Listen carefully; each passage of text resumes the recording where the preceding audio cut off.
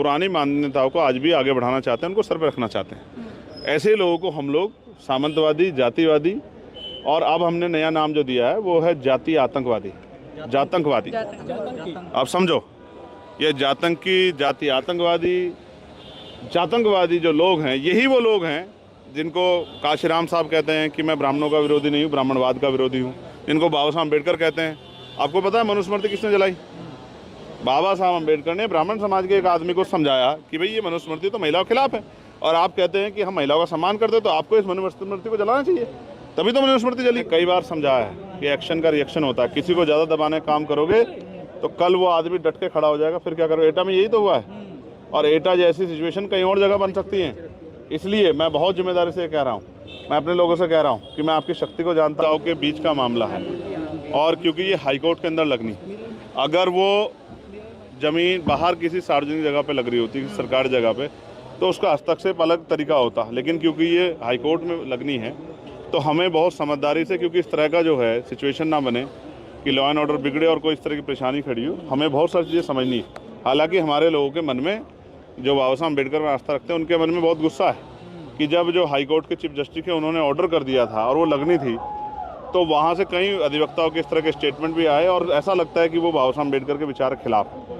तो मैं फिर आपको स्पष्ट करूँगा कि ये लड़ाई जो है अलग तरह की लड़ाई है, उसको उसी तरह कानूनी तरीके से हम लोग लड़ेंगे। और मैं आज आपसे नहीं कहता क्या होगा, लेकिन ये संघर्ष हमारा जारी रहेगा, क्योंकि हमने 11 तारीख को जो है ग्वालियर में एक बड़ी सभा बुलाई है, जिसमें हम लोगों के जो लोग वहाँ के जिनके तकलीफ है इस बात की, उनके साथ बैठकर चर्चा करेंगे, और आगे लड़ाई किस तरह लड़नी है उसको भी आगे हम लोग बढ़ाने का काम करेंगे।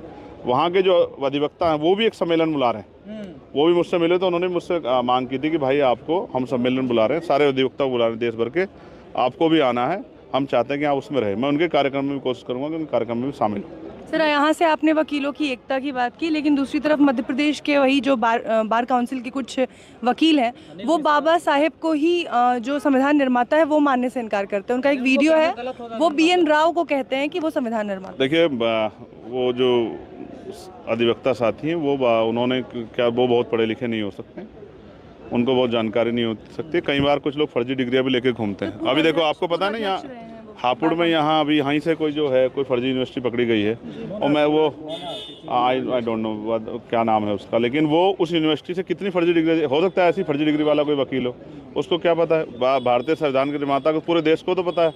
अच्छा, ये जो केंद्र की सरकार जो भारतीय जनता यही मनाती है, संविधान दिवस मनाती है, और ये संविधान दिवस जब मनाया तो बाबा साहब अम्बेडकर की उसमें कसीदे पढ़े गए, बहुत बड़ी बड़ी बातें कही कि बाबा साहब ने ये किया, बाबा साहब ने वो किया, और 2 साल 11 महीने 18 दिन सब लोग शांत बैठ गए, लेकिन बाबा साहब संघर्ष करते रहे। तो वो कोई अगर ना पढ़ा हुआ आदमी को इस तरह की बातें कहे तो क्या हमें उस पर सोचना चाहिए? देखो, बाबा साहब व्यक्ति नहीं, एक विचार है, और वो किसी जाति के अंदर नहीं आते, किसी समाज के अंदर नहीं आते, और उनकी सीमाएँ किसी प्रदेश और देश तक नहीं है। मैं अभी दुनिया में होकर आया US में, और अभी दुबई जा रहा हूँ, एक कार्यक्रम में डॉक्टर बाबा साहब अम्बेडकर की बर्थ एनिवर्सरी सेलिब्रेट कर रहे हैं। आप समझो, दुनिया में रहने वाले लोग, मैं कोलंबिया यूनिवर्सिटी गया जहाँ सिंबल ऑफ नॉलेज जो है डॉक्टर बाबा साहब अम्बेडकर की स्टैचू लगी है, तो कोई अगर कुछ भी बोल पड़ता है, आप मतलब इधर ना पढ़े लोगों के बारे में मुझसे कहने लग जाओ, फर्जी डिग्री वालों के लिए कि भाई उनकी बात को भी सुनूं, तो ये तो आपकी मेरी मूर्खता है। हमें इन चीज़ों पर ध्यान नहीं देना चाहिए। बाबा साहब को छोड़कर भीम आर्मी पर हमला कर रहे हैं ना सर, सीधा भीम आर्मी से लड़ाई करने की। अब आपको लगता है कि भीम आर्मी से लड़ना आसान है? कि आपको लगता है कि आप जानते नहीं हो कि भीम आर्मी क्या है? भीम आर्मी कोई व्यक्ति थोड़ा ही है, कोई चंद्रशेखर थोड़ा भीम आर्मी है। भीम आर्मी तो एक क्रांति, एक आवाज़ है, और जिस दिन आवाज़ दे दी तो पूरा ग्वालियर जो इकट्ठा हो जाएगा। आपको नहीं पता क्या भीम आर्मी क्रांति आपने दिल्ली में देखी थी? देखी थी। यहाँ बताऊँ, देखो होता क्या है कि लोमड़ी कहती है कि मैं शेर से झगड़ा करूँगी, लड़ाई करूँगी, तो ज़्यादा कुछ नहीं होगा तो लोमड़ी के चर्चे हो जाएंगे कि भाई जो है लोमड़ी ने चैलेंज कर दिया। अभी भीम आर्मी को चैलेंज करना कोई बच्चों खेलेगा? भीम आर्मी के लोग पढ़े लिखे समझदार लोग हैं, संवैधानिक मर्यादा में सारे काम करते हैं, कानून का पालन करते हैं, संविधान को मानते हैं। और भीम आर्मी के लोग बहुत शक्ति प्रदर्शन नहीं करते, जब करते हैं तो फिर फैसले बदल जाते हैं। एटा में राजपूत परेशान है भीम आर्मी से, कह रहे हैं जबरदस्ती बोर्ड लगा देते हैं ये लोग। नहीं, हम नहीं लगाते जबरदस्ती बोर्ड। जिसकी देखे लोकतांत्रिक व्यवस्था है, किसी गांव की इच्छा है मूर्ति लगाने की, गेट बनाने की, बोर्ड लगाने की, तो आप कैसे रोक सकते हो? और दूसरी बात, मैंने कई बार समझाया है कि एक्शन का रिएक्शन होता है, किसी को ज़्यादा दबाने का काम करोगे तो कल वो आदमी डट के खड़ा हो जाएगा, फिर क्या करोगे। एटा में यही तो हुआ है, और एटा जैसी सिचुएशन कहीं और जगह बन सकती है। इसलिए मैं बहुत जिम्मेदारी से कह रहा हूँ, मैं अपने लोगों से कह रहा हूँ कि मैं आपकी शक्ति को जानता हूँ, लेकिन आपके कंधों पर जिम्मेदारी ये है कि कानून व्यवस्था भी बनी रहे, इसका ध्यान रखना। मैं अपने लोगों को समझाते कर रहा हूँ, मैं औरों की तरह नहीं हूँ। कि उनको बढ़ावा दे, कहूँ कि जाओ और जगह भी इस तरह के कार्यक्रम करो, अगर आपको परमिशन नहीं मिल रही है तो उनके भी रोक दो। नहीं, मैं उनको कह रहा हूँ कि संवैधानिक मर्यादाओं में काम करो जिससे किसी की भावना को ठेस ना पहुँचे, लेकिन अपने हक अधिकारों को का प्रयोग भी करने के लिए तैयार हो। क्या अनिल मिश्रा के इस प्रकार से छोड़िए, कमाल है आप, मतलब आप कोई कार्यवाही नहीं होती उन आपको क्या लग रहा है कि मैं उन पे कोई मतलब मैं बिना पढ़े लिखे लोगों के बारे में भी चर्चा करूं? क्या बात कर रही हैं आप? कोई आप समझो। बार एसोसिएशन का जजमेंट नहीं माने वो वकील। हाँ, ये सोचने का विषय है। मुझे आपसे एक सवाल पूछना था। आपने आज टीम बनाई, बिग बॉस 11 ऐप आपने डाउनलोड करी? नहीं, मैं डांट नहीं रही हूँ, मैं आपको कि वो चीफ जस्टिस का ऑर्डर भी नहीं माने। देखो, अब आप समझो, ये सवाल महत्वपूर्ण है कि वहाँ के बार काउंसिल में कुछ एडवोकेट वो चीफ जस्टिस मध्य प्रदेश का ऑर्डर भी नहीं मानते। इसका मतलब क्या है? लोग हमसे कहते हैं कि आप कानून को नहीं मानते, संविधान को नहीं मानते, कई बार इस तरह की बातें कहते हैं कि आप आंदोलन करते हैं, सुप्रीम कोर्ट, हाई कोर्ट को नहीं मानते। अब बताओ, हाई कोर्ट के चीफ जस्टिस का ऑर्डर नहीं माना जा रहा है, तो इसका मतलब समझते हैं? इसका मतलब वो वकील जो हैं वो संविधान में, न्यायपालिका में विश्वास ही नहीं रखते हैं, वो न्याय के सिद्धांत में विश्वास रखते हैं। तो ऐसी सोच के लोग जो हैं, जिस भी दल से जुड़े हुए हैं, उनका बायोडाटा निकालना चाहिए और वो सार्वजनिक करना चाहिए कि कौन से संगठन दल के लोग हैं, ये कौन से संगठन दल के लोग हैं जो इस तरह की चीजें कर रहे हैं, और इनके मन की, इनकी सोच जो बाहर आ रही है, हमें सचेत।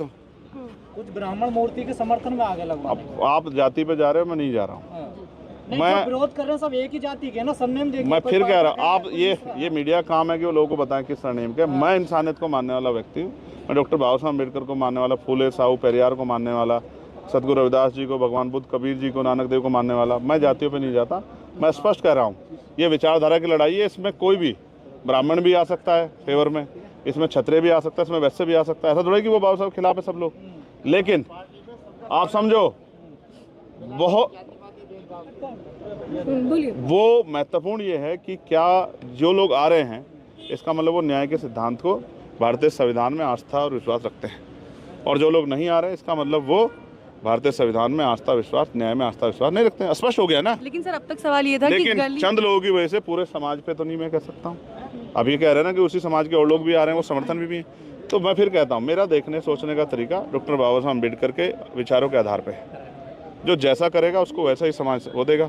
मैं तो कहता हूँ, अभी उन्होंने, हमारे लोगों ने, भीमार्मी के लोगों ने मीटिंग करके कहा कि जो लोग इस आंदोलन के खिलाफ है, जो बाबा साहब की मूर्ति लगने दे रहे हैं, अगर ये भविष्य में किसी भी चुनाव को लड़ने आए तो इनको चुनाव में जबरदस्त शिकस्त देके भेजना है। तो लोकतंत्र में हमारे पास शक्ति है ना। जो भी हमारे महापुरुषों के सम्मान के से खिलवाड़ करेगा, हमारे कमजोर वर्गों पे हमला करेगा, हमारी बहन बेटियों का अपमान करेगा, हमें भी सामाजिक रूप से भीमार्मी के माध्यम से ये विचार और ये आंदोलन चलाना चाहिए, ये वैचारिकी को आगे बढ़ाना चाहिए कि ऐसे लोगों को चिन्हित करके, वो किसी दल से आए, किसी पार्टी, उनका सबका बहिष्कार करके उनको, सुनो पहले, उनको राजनीतिक रूप से ताकतवर नहीं होने देना चाहिए, उनकी राजनीतिक शक्ति को जीरो करना चाहिए। ये बात हमारे समाजों को भी, कमजोर वर्गों को भी सोचनी चाहिए। सर, प्रतिमा वापस पहुंच गई जहां से आई थी, फैक्ट्री में, ग्वालियर वाली। क्या लग रहा है सर, कितने दिन में वापस आ जाएगी? क्यों लगेगा कुछ यार, कमाल है। मैंने आपको बता दिया कि संवैधानिक तरीके से जो है, जो काम होना है वो होंगे, ठीक है। तो आप समझो ना, संघर्ष चल रहे हैं, वहाँ के लोग खाली थोड़े बैठे हैं। आप क्या समझ रहे हैं? सवाल विरोध का है। जैसे आपने कहा संवैधानिक तरीके से, एकता में भी यही हुआ और मध्य प्रदेश, दोनों चीजों में उग्र चीज नहीं हुई। हाँ, तो क्या आप संविधान को सर्वोपरि रखा जा रहा है? नहीं सर, सर्वोपरि होना ही चाहिए यार। हम ये कहते हैं कि डॉक्टर बाबा साहब अम्बेडकर संविधान लिखा, तो सबसे पहली मान्यता तो हमारे ऊपर आती है कि हम उस संविधान की जो है जीवन के अंतिम समय तक जो है रक्षा करें, उसके मूल्यों का सम्मान करें। हम ही नहीं करेंगे तो कौन करेगा? ऐसा नहीं, हम तो संविधान को मानने वाले लोग हैं। हम तो हिंसा के खिलाफ हैं, ना हम कोई हिंसक बयान देते, ना हम हिंसा करते। हम तो हिंसा के भी खिलाफ हैं और संविधानवादी हैं भाई, हम अम्बेडकरवादी लोग हैं। सर, घर घर सिंदूर बांटा जा रहा है, ऐसा कहा जाता है। 9 जून से खंडन कर दिया बीजेपी ने। बीजेपी ने खंडन कर दिया। आप क्या सर, सवाल ये है कि अब तक गली मोहल्लों में जो चीज़ें होती थी, जो विरोध जताए जाते थे, वो न्यायालयों में, जो न्याय का मंदिर है, जहां वकीलों की जो बात की जाती है, तो जो दूसरों को न्याय दिलाने का काम करते हैं, जब वो इस तरह से खुल के जातिवादी मानसिकता दर्शाने लगते हैं, तो समाज में एक चिंतन जाता है कि आखिर समाज जा कहाँ रहा है। ये देखिए, चारों उंगलियां भी बराबर नहीं होती। हर समाज में इस तरह के कुंठित लोग होते हैं जो पुरानी मान्यताओं को आज भी आगे बढ़ाना चाहते हैं, उनको सर पर रखना चाहते हैं। ऐसे लोगों को हम लोग सामंतवादी, जातिवादी, और अब हमने नया नाम जो दिया है वो है जाति आतंकवादी, जातंकवादी। आप समझो, ये जातंकी, जाति आतंकवादी, जातंकवादी जो लोग हैं, यही वो लोग हैं जिनको काशीराम साहब कहते हैं कि मैं ब्राह्मणों का विरोधी नहीं हूँ, ब्राह्मणवाद का विरोधी हूँ, जिनको बाबा साहब अम्बेडकर कहते हैं। आपको पता है मनुस्मृति किसने जलाई? बाबा साहब अम्बेडकर ने ब्राह्मण समाज के एक आदमी को समझाया कि भाई ये मनुस्मृति तो महिलाओं के खिलाफ है, और आप कहते हैं कि हम महिलाओं का सम्मान करते हैं, तो आपको इस मनुस्मृति को जलाना चाहिए, तभी तो मनुस्मृति जली। आप समझो, हर जगह अच्छे लोग भी हैं, बुरे लोग भी हैं, तो हमें बुरे लोगों का विरोध करना है और अच्छे लोगों का साथ बढ़ाना। अगर सोचो हम उन अच्छे लोगों का साथ नहीं बढ़ाएंगे तो फिर उन समाज में अच्छे लोग कहाँ से तैयार हो पाएंगे? कई चीज़ों की जिम्मेदारी हम पे भी है। अगर हम सामाजिक परिवर्तन चाहते हैं तो हमें इस बात का भी ध्यान रखना है कि जो किसी भी जाति धर्म का आदमी सामाजिक न्याय के साथ खड़ा है, सामाजिक समानता के साथ खड़ा है, सामाजिक मूल्यों का, संविधान के मूल्यों का सम्मान कर रहा है, उसका विश्वास बढ़ाना, उसकी ताकत बढ़ाना, उसका मनोबल बढ़ाना भी हमारी संविधानवादियों की जिम्मेदारी है। ऐसे लोगों का सर लाइसेंस?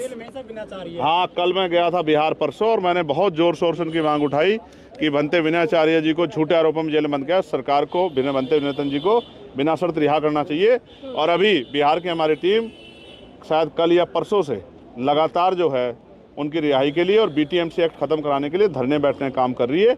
और हो सकता है हमारा जो इस बार राष्ट्रीय दिवस है 21 जुलाई का, वो बोध गया में ही हो, क्योंकि हमेशा उसमें लाखों लोग इकट्ठा होते हैं। ये एक तरह का सिंबल है उस क्रांति के लिए कि BTMC एक्ट खत्म हो और बौद्धिस्टों को बोध गया में उनके हक अधिकार मिलने चाहिए। उनका जो है बोध गया पे, उसकी वैचारिकी पे जो है उनका सम्मान होना चाहिए और वो उनके हाथ में होना चाहिए। Thank you.